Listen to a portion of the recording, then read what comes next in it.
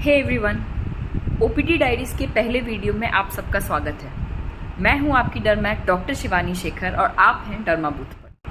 आज इस वीडियो में बात करते हैं एक ऐसे वायरल इन्फेक्शन के बारे में जो स्किन में प्रॉब्लम तो देता ही देता है, ख़त्म होने के बाद भी पेशेंट्स का पीछा नहीं छोड़ता। इसके होने वाले दर्द से कई लोगों की रातों की नींद हराम हो जाती है और कई दिनों तक लोग इस दर्द से परेशान रहते हैं। इससे पहले कि मैं इसके बारे में ज़्यादा बातें करूं, please subscribe to my channel. तो चलिए आज हम बात करते हैं हर्पिस जोस्टर के बारे में। सबसे पहले जानते हैं हर्पिस जोस्टर क्या है। जैसा कि मैंने पहले ही कहा है, हर्पिस जोस्टर एक वायरल इन्फेक्शन है। यह वेरिसेला नाम के वायरस से होती है।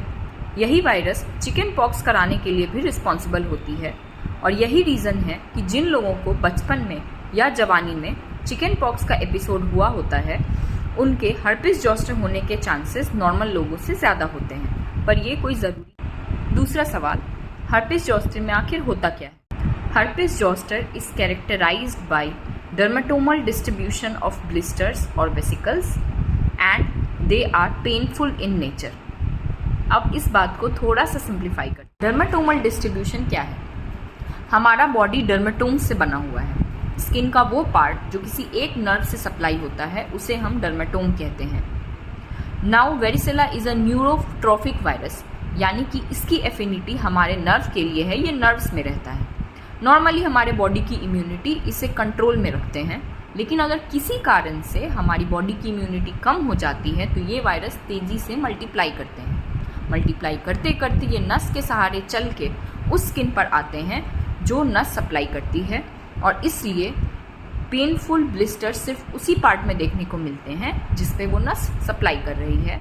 What are the risk factors, यानी कि इसके होने की संभावना किन लोगों में ज़्यादा होती है? कोई भी फैक्टर जिससे बॉडी की इम्यूनिटी कम होती है वो हर्पिस जोस्टर के चांसेस को बढ़ा देती है। Common risk factors are, first, advancing age. 60 साल से ऊपर के लोगों में इन्फेक्शन होने के चांसेस ज़्यादा होते हैं बिकॉज एडवांसिंग एज कॉजेज। दूसरा, immunosuppression either due to infection जैसे कि HIV एड्स या फिर वो जिन्हें ऐसे ड्रग्स पे रखा गया है जो इम्यूनोसप्रेशन कराते हैं जैसे कि transplant patient. Third and the most common are old diabetic patients जिन्हें अनकंट्रोल्ड डायबिटीज़ है। Now uncontrolled diabetes is a state of reduced immunity और ऐसे लोगों में इन्फेक्शन के चांसेस ज़्यादा। Fourth, pregnancy.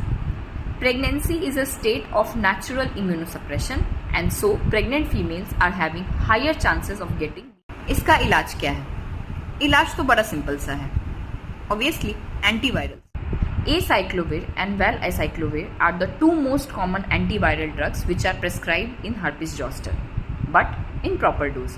So please consult a dermatologist and don't go for self treatment। दूसरा, timing. Blisters होने के 2 से 3 दिन के अंदर अगर एंटीवायरल शुरू नहीं किए गए तो इस बीमारी से होने वाले पोस्ट इफेक्ट्स काफ़ी ज़्यादा होंगे और एंटीवायरल ड्रग्स लेने का कोई यूज़ भी नहीं होगा।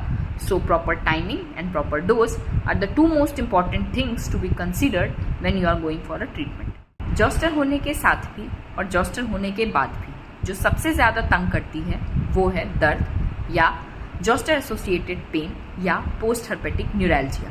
अब आखिर दर्द होता क्यों है? जैसे कि मैंने पहले ही कहा है, varicella is a virus which is neurotrophic in nature. ये नस में ही रहता है, नस में ही मल्टीप्लाई करता है और नस को ही ख़त्म कर देता है।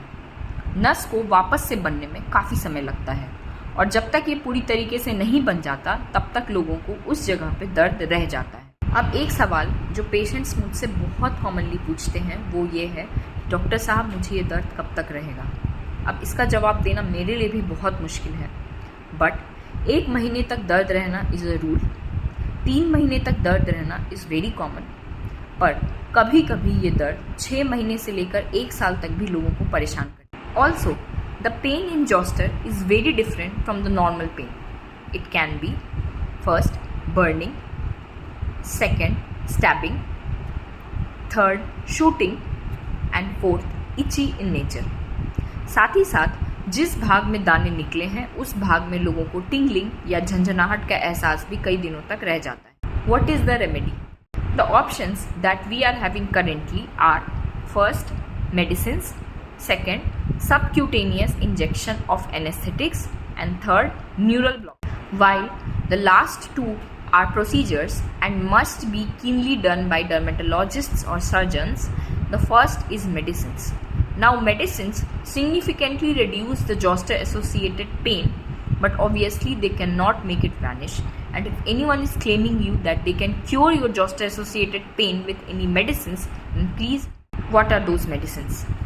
NSAIDs, tricyclic antidepressants, SSRIs, and anesthetics are some of the many drugs which are used in zoster-associated. Lastly, I hope कि herpes zoster से रिलेटेड आपके मन में जो छोटे छोटे सवाल होते हैं उनका जवाब मैंने इस वीडियो के माध्यम से दे दिया है.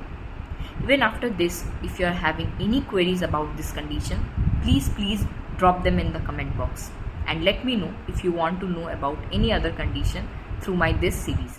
तब तक के लिए आपके आसपास अगर किसी को भी ये कंडीशन हुआ है तो जल्दी से जाके उसके साथ ये वीडियो शेयर करें, लाइक करें और मेरे चैनल को सब्सक्राइब करें. तब तक के लिए बाय बाय.